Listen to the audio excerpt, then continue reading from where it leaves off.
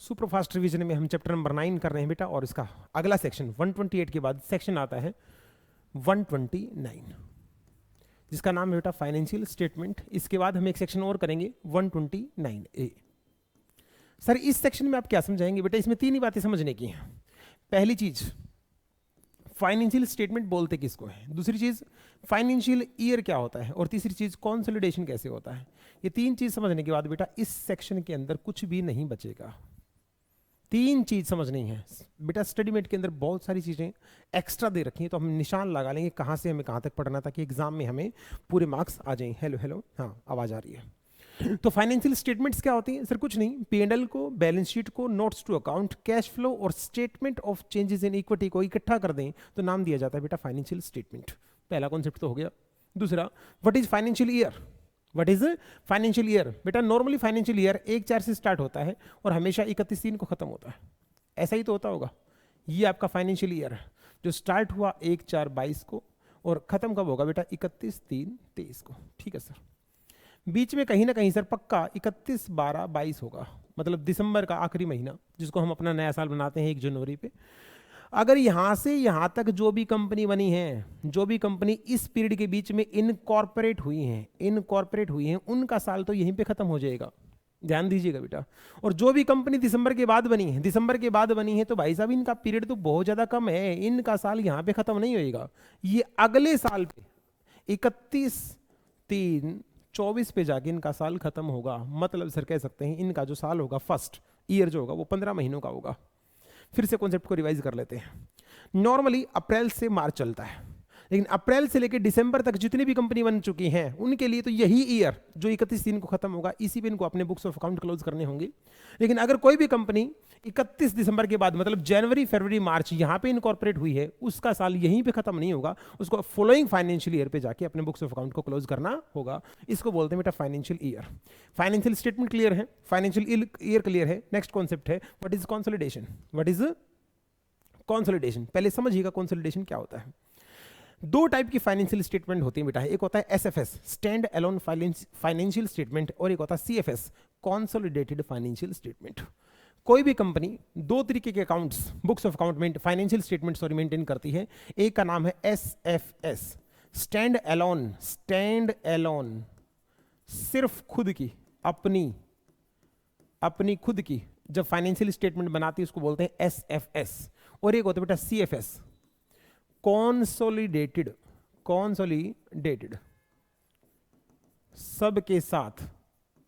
सबके साथ मिलके जब अपनी फाइनेंशियल स्टेटमेंट बनाती है उसको बोलते हैं कॉन्सोलिडेटेड फाइनेंशियल स्टेटमेंट। सर ऐसा क्यों करेगी वो?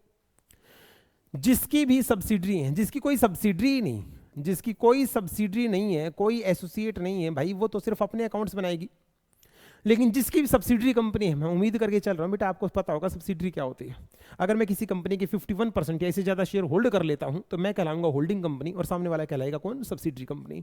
तो अब जो शेयर होल्डर हैं जिन्होंने मेरे अंदर पैसा लगाया था और मैंने उनका पैसा किसी थर्ड कंपनी में लगा दिया, तो वो जानना चाहते हैं सिर्फ मेरी परफॉर्मेंस नहीं, उस कंपनी की भी परफॉर्मेंस जानना चाहते हैं जहां हमने पैसा इन्वेस्ट कर रखा है। तो वो हमसे कहते हैं सर अपनी फाइनेंशियल स्टेटमेंट तो दिखाइए, कंसोलिडेटेड फाइनेंशियल स्टेटमेंट भी बना के दिखाओ। जी सर।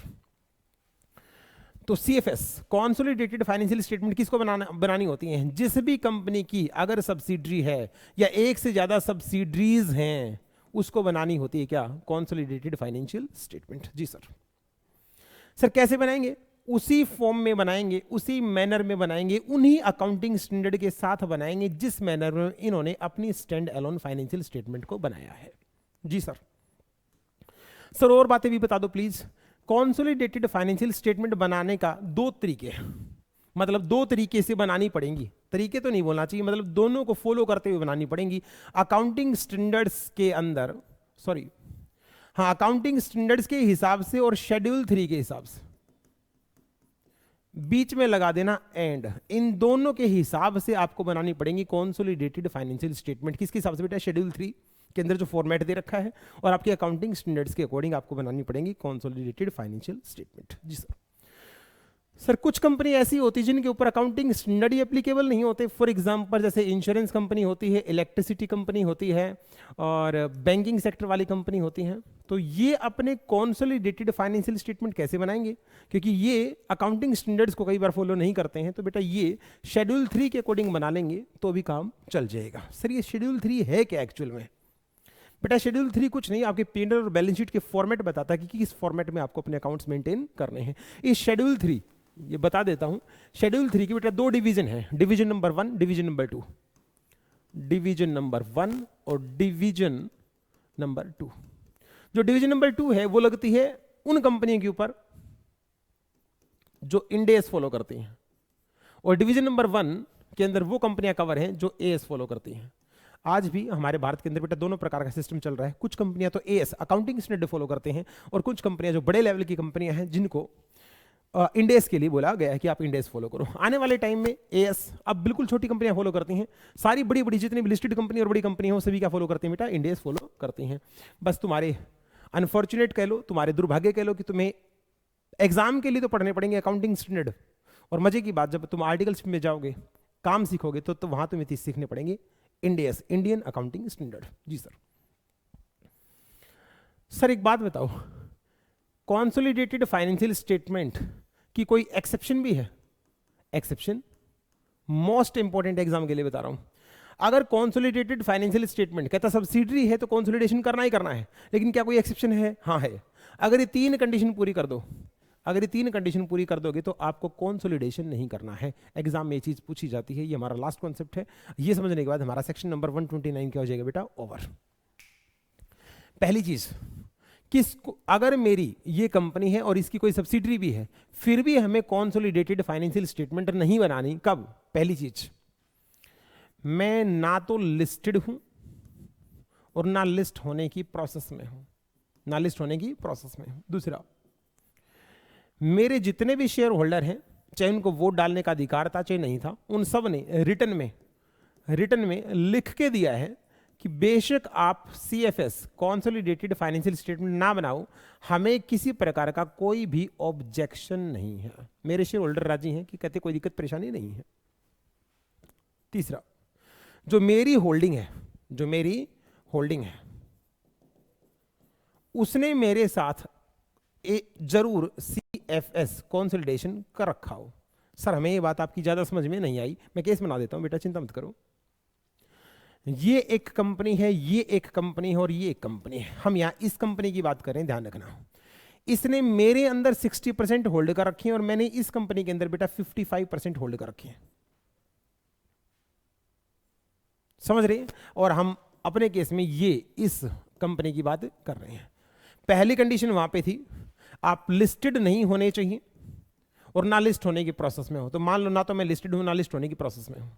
दूसरा, एक कंडीशन ये भी थी, हो सकता है मैंने वहां ना लिखवाई हो, आप किसी न किसी की सब्सिडरी जरूर होनी चाहिए। अगर मेरे शेयर इसने होल्ड कर रखे तो मैं क्या कहलाई? इसकी सब्सिडरी। तो मैं सब्सिडरी भी हूं, ये कंडीशन मैंने क्या कर दी? पूरी कर दी।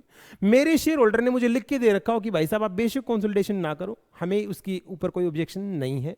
और मेरी जो होल्डिंग कंपनी है इसने मेरे साथ जरूर CFS बनाए हों, तो मुझे इस कंपनी जो मेरी सब्सिडरी है इसके साथ कंसोलिडेशन करने की जरूरत नहीं है। जी सर। बैक चलते हैं एक बार। आपकी होल्डिंग कंपनी ने आपके साथ कंसोलिडेशन कर रखा हो, आपके शेयर होल्डर ने रिटर्न में लिख के दे दिया, और हाँ एक कंडीशन और भी तो थी, आप किसी न किसी की सब्सिडरी जरूर होनी चाहिए। आप या तो होली ओन्ड सब्सिडरी हो या पार्टली ओन्ड सब्सिडरी हो। तो यहां इस केस में बेटा हमारी सारी कंडीशन पूरी होती हैं। मैं सब्सिडरी भी हूं किसी न किसी की, मेरी भी कोई सब्सिडरी है पर मुझे कंसोलिडेशन नहीं करना।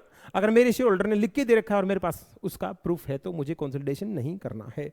ये था आपका बेटा सुपरफास्ट में। मैं ज़्यादा नहीं समझा सकता क्योंकि अगर हम इसको रेगुलर लेक्चर की तरह डील करेंगे तो लेक्चर बहुत लंबे हो जाएंगे। तो 129 के अंदर यही बातें थी। हाँ एक बात और है 129 के अंदर, सर मेरी सब्सिडरी आउटसाइड इंडिया है,